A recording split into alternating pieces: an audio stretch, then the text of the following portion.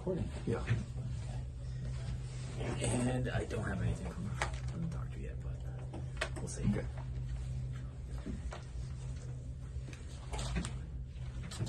Okay. Can you check to make sure there's nobody else trying to join? It'll pop up. It will? Yeah. Okay. And I will check my emails as well while we're doing this. So Roy and I are going to do a little intro, and then we'll introduce you guys. Yeah.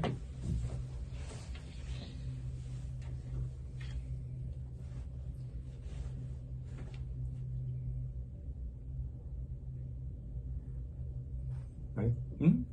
All right. All right, we're going to get started. If you guys could not talk just for a second.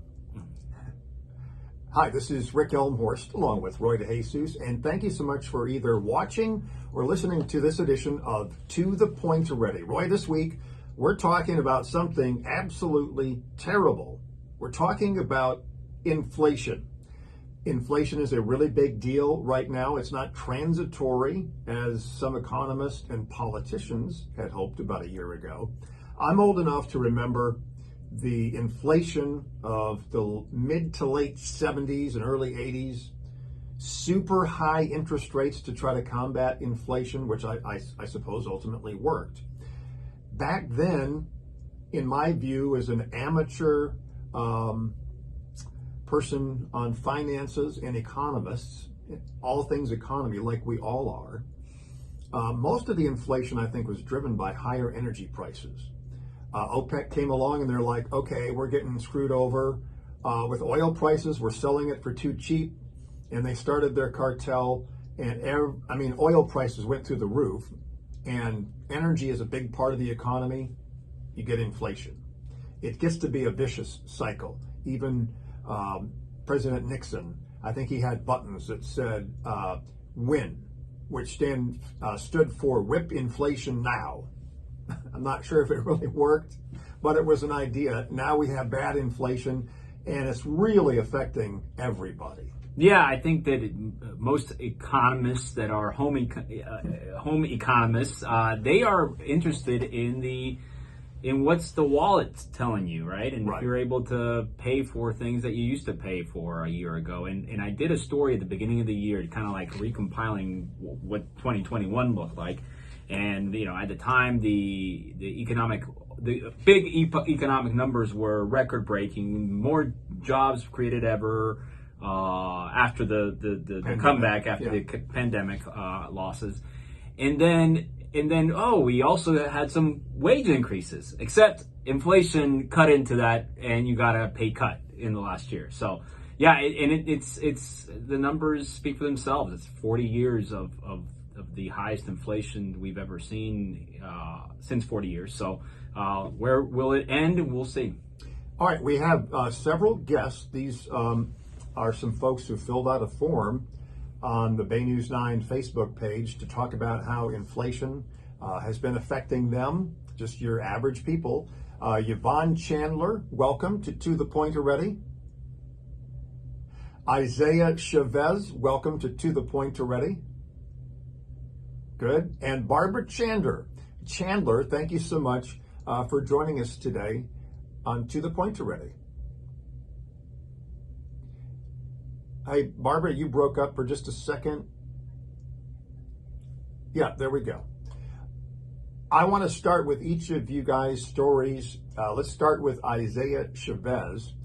Isaiah, how has inflation impacted you personally?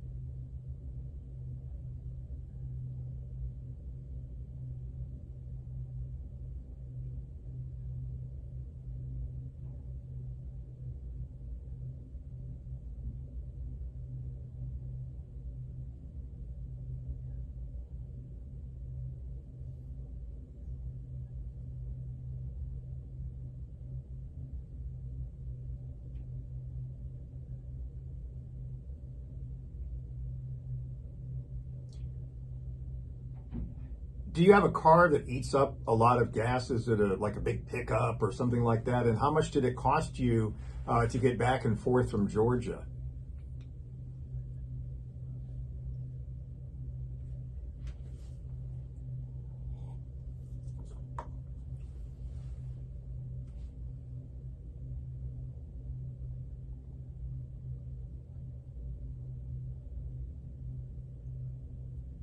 What else are you noticing as you have to spend your money is more expensive?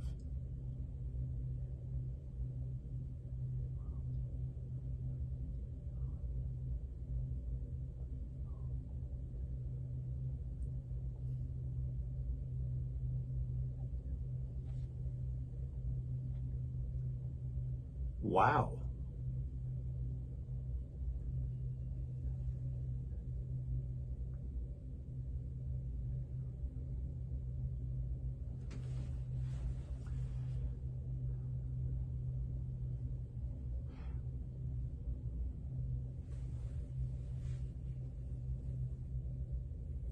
What are you having to, other than say maybe not doing as many vacations where you drive, any other things where you're changing your lifestyle because things are more expensive?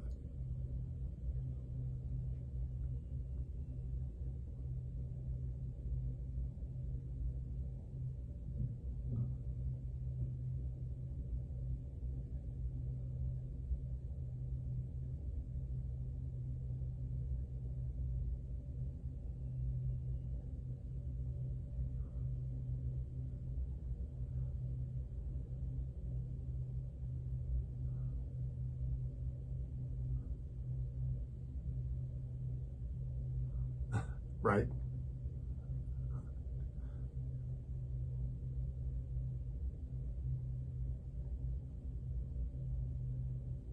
Yeah, I don't think it's lost on anyone if you're going to go out in need. It's become almost a treat because it is quite. There's a 30% markup at least. I've noticed. You go out to your if you're doing takeout before, if you're going to a restaurant, the bills are now you have to factor in an extra cost that wasn't there a year ago. Before we get to Yvonne and Barbara, I want to read one of the submissions that we got from Facebook. And this is from Linda. She says, I retired almost 18 months ago after 50 years in full-time workforce, the majority of that time as a full-time hospital RN. Now with inflation, the price of food, gas, the cost of housing, I will have to unretire and at the very least get a part-time job. If things continue to deteriorate, I have to look at the possibility of working full-time again. You want to hear from her directly? Sure. I think she's just joined. Oh, Linda's joining us now? We'll see. Okay. Hey, Linda, is this Linda Hart? I don't think she hears us. It's connecting. Oh, okay. The wonders of Zooming these Yeah. days. Hi, is this Linda? Hey, Linda, you don't want to appear on camera. We just actually read the statement that you had submitted to us, not knowing that you'd be able to make it today. So tell us your story. How has inflation impacted you?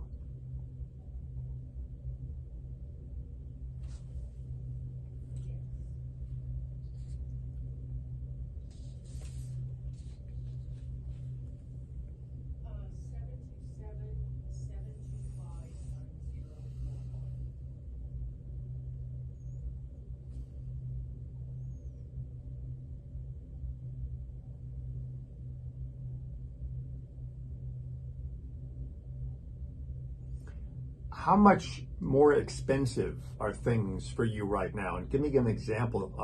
You talked about you're moving. How much is your rent going to go up because rents have skyrocketed? Oh my goodness, $600 extra per month? So where is, you had written here, you may have to get a part-time job after retiring.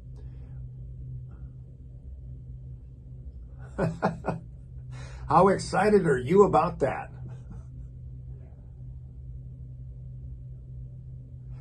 I'm sure you talk to your friends. What kind of stories are they telling you Do you have like retirement age friends that are experiencing the same thing, and maybe they're thinking about getting another part-time job or something to make ends meet?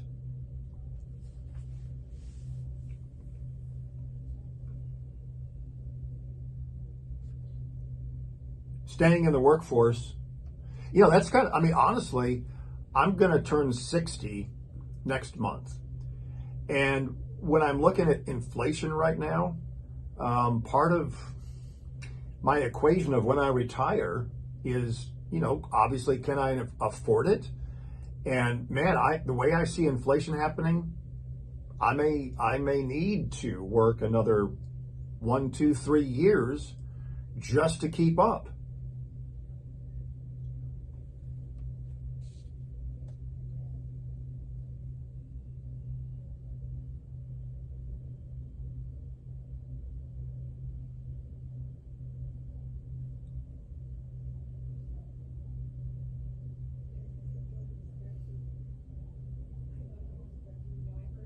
Linda, this is Roy De Jesus. If I may ask, your friends, where do they live, and how are what are they?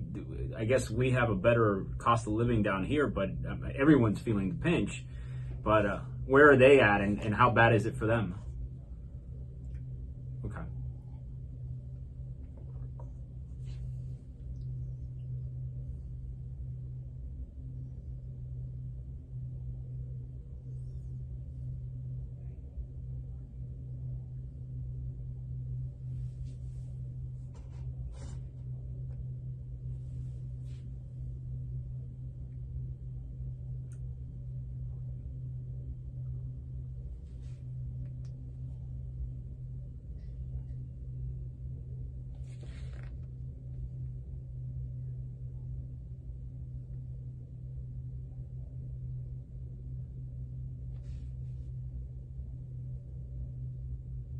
Wow.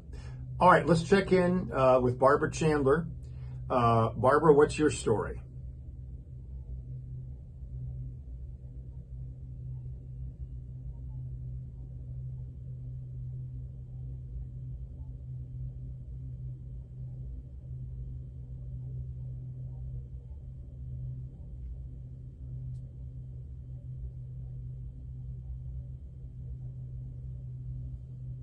How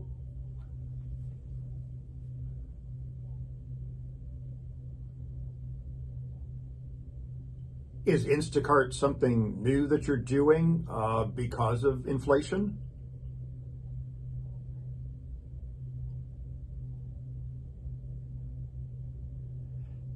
How frustrating is that? You have to work harder and harder just to keep up.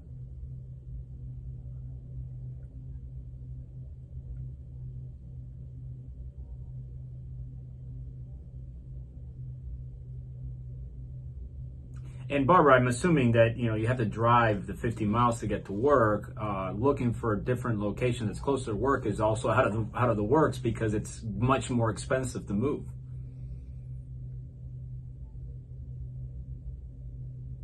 Yeah, that's one of the things that's hitting a lot of people is people in this country move for economic opportunity. And one of the things with housing getting so much more expensive is, let's say you own a home. Do you have to sell your home and move and then go to some place that's more expensive because there's more opportunity there? Or if people are in a pretty good lease situation with an apartment, and usually the apartment complexes for the people who are currently living there, they don't just jack up the prices immediately. But if you move now, you're going to get killed. I mean, there was a home that my wife and I rented in Lakeland a couple of years ago, and it's now $1,000 a month more expensive to rent that home just over the course of a couple of years. It's crazy. Yvonne Chandler, what's your story?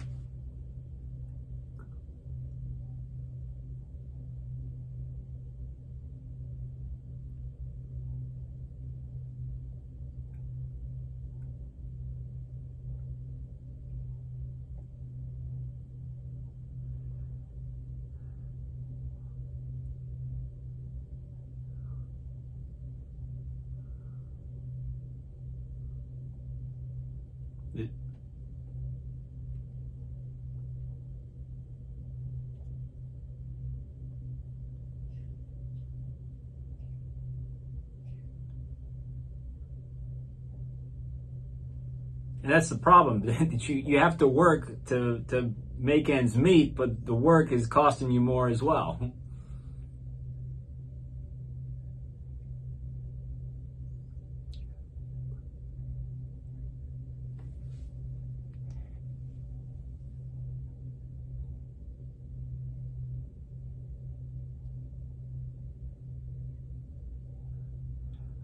Sometimes I wonder about the inflation numbers that we get from the government. I'm not disputing their accuracy, but hearing the stories of people with their groceries, their gas, stuff they cannot do without. It's not like discretionary spending. That stuff has gone up more than 8%. I'm sorry, but it's gone up more than 8%. And people right now are having to make real world choices, very difficult ones. My dad was a long distance truck driver for decades, and he was an owner operator. So he had to pay for his own gas. It's all built into the rates you get per mile from the company that you're driving for. But a lot of times there was a lag time between when the price of diesel fuel went up and maybe you're getting some kind of an extra money from your company to pay for the gas. But your average, so that's kind of built into the equation there, because in the end, the truck drivers, they can't lose money and they have to be paid properly. Otherwise they'll get a different business. But for your average person, including me, and I'm not complaining here because I'm not suffering, but built into my contracts for Bay News 9, I get an annual salary increase, and it's pretty well designed to keep up with inflation. But with inflation now, I'm losing money just like everybody else, and it's really annoying. And if it keeps up, I'm gonna have to work longer. And so then there's this pressure of, okay, if we just raise everybody's salaries to keep up, it's all like pretend money after a while. If we raise everybody's salaries, well, then we're going to have more inflation.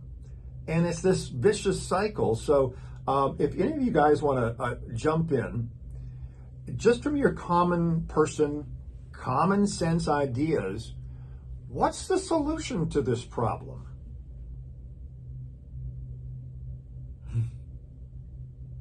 Okay, what do you mean by that?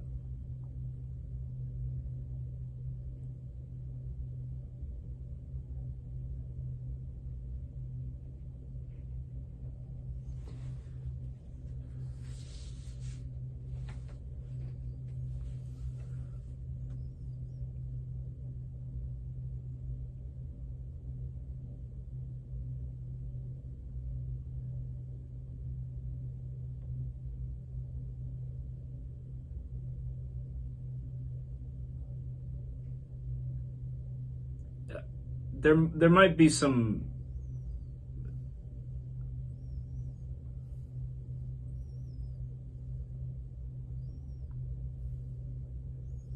Yeah, welcome. Me too. It's terrible. Now there might be something onto what Isaiah is talking about, because there is some backing on what his point is. And listen, we live in a capitalistic country, society, where we're meant to, have this market and have the market decide and win in many occasions. But he is talking about the greed on the oil prices. So, for example, and this is pretty documented at this point, I know all the economists want to say it's a perfect storm. We have a war in Ukraine.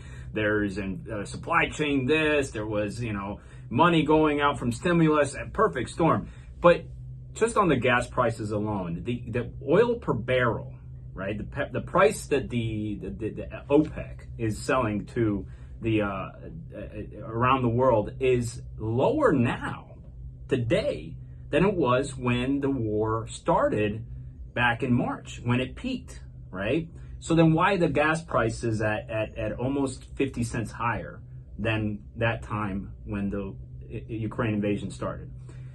Because they can. because the oil stations can do that. You know, they can. They're selling a commodity that people need. Therefore, I don't know. Do they feel bad that they're raking all these profits? Hey, Barbara, you have a theory of why we have inflation and what can be done?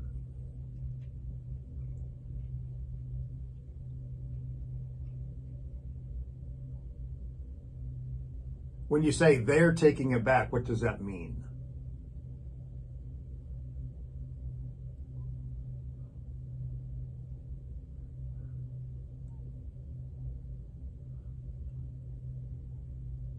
It's been eaten away by the inflation.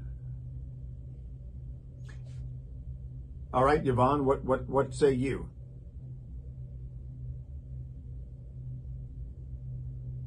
Yeah.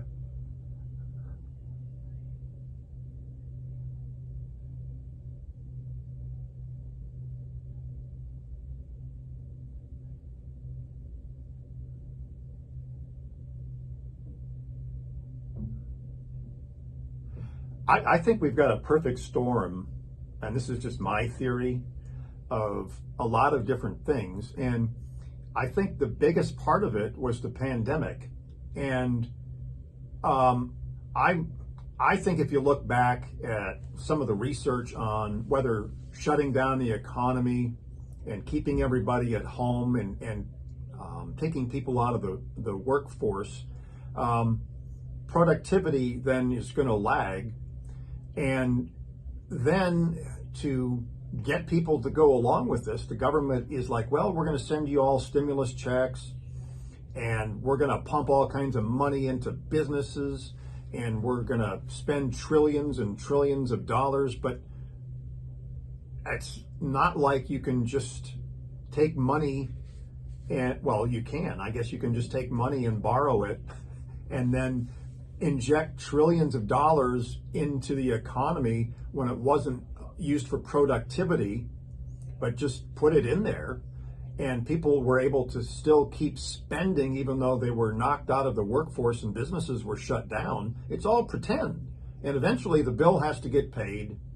You have supply chain problems all over the world, other countries shut down, and just when you get increased demand, when everybody gets put back to work, I don't see how you can get anything but inflation. No, I think that and what the solution that everybody says is you lift the interest rates up, because that way it means the money is not as easy flowing. But then when you do that, you get into the potential of a recession. Correct. But in Florida, the problem is that everybody wants to be here, so it's not affecting people buying homes or trying to move here, which makes the Florida situation very interesting, right? Because like I said, trying to find a new place to live in Florida is extremely difficult because the rents are so high, and you would think that the rents would be somewhat getting impacted by interest rates and the money situation, the recession, the inflation that we're going through right now. So, but that's not happening. I don't know what the solution is. All I know is I'm just going to keep working as long as I can, or I feel like it, before I retire. And, fortunately for me, I'm not starving. But there are so many people out there that they were just living on the fringe, barely making it, and now they're getting hit with this terrible thing. It's not their fault. They've been working hard this whole time. And I'm not one to listen, what I'm about to say is I think we should have more rich people in this country. I like the fact that we have a lot of rich people. But the super rich people, they don't care. They've got so much money that some inflation isn't going to kill them. They're still going to have a luxurious lifestyle, and they're not super motivated to fix this or not let it happen again. But for your average person who isn't making a whole bunch of money, they're getting killed right now. And it's just, for them, to me, it's not fair. I know life isn't fair. But at the same time, I hope they get this thing figured out And a year from now, we're not still talking about inflation. We're about out of time. Isaiah wants to say something. Yeah.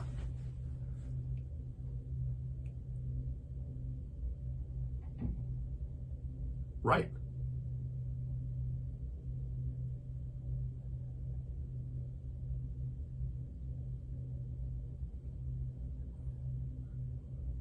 Right.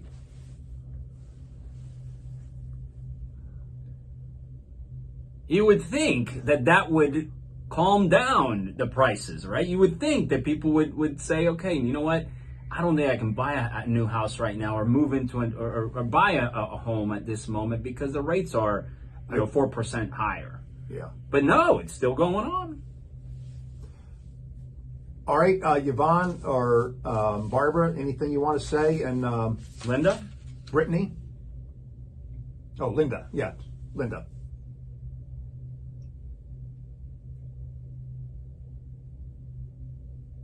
Is there something you wanted to say before we wrap?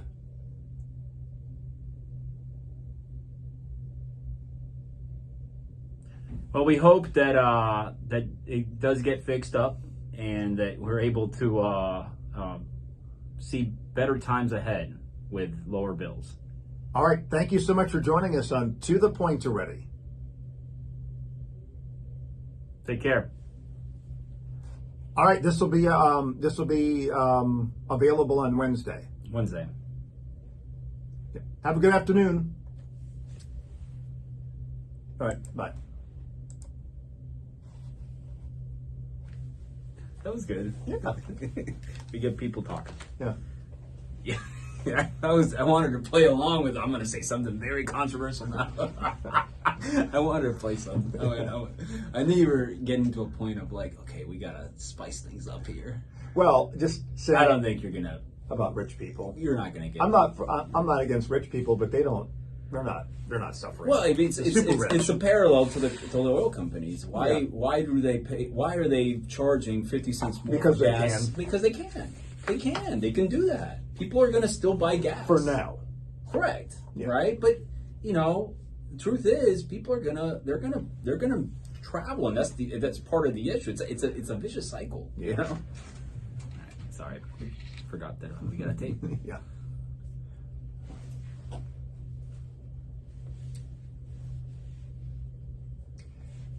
This is the Point Made section of To the Point Already, where Roy and I are breaking down our thoughts on the podcast point by point. Roy, I'm not a conspiracy theorist, and this is not a conspiracy in my opinion, but the people at the very top, and I'm not against these people, they're not affected by inflation the same way that your average person is. And they're not as maybe motivated to keep it from happening. I'm talking about Wall Street, if you will. I'm talking about people that run the government at the highest levels. For your average person, inflation is like a form of theft. Your average person is playing by the rules. They're saving. They're doing everything they can to live economically. And they don't have the luxury of having a whole lot of extra income to play around with. And when you say we're having 8-10% inflation, that's bad enough for 1 year. But if it keeps happening, it's like a form of theft. And for the people who run everything, if they don't have in mind every single day, even when inflation is not happening, to keep it under control, they're not taking care of their real responsibilities. And I hate using these analogies like a perfect storm and everything, right. But there are a lot of things that yes. are, it's not one thing that's causing this to happen. It's right. a bunch of things happening all at once. And the problem that we have here in Florida is that we're in a location where a lot of people are coming here. They want to move here, and it's popular. So at this point, any of what we're trying to do to combat inflation is not helping. It's not working because people are still spending money here in Florida. So I'm going to say something to wrap things up that's kind of a joke, I guess. If you're listening to us from another state, please don't come here. Listen to us, watch us, but don't come. That's here. that's all. That's all. You can visit. Yeah. They can visit. Right, but then go home. All right. That was already cute. Like it. All right. So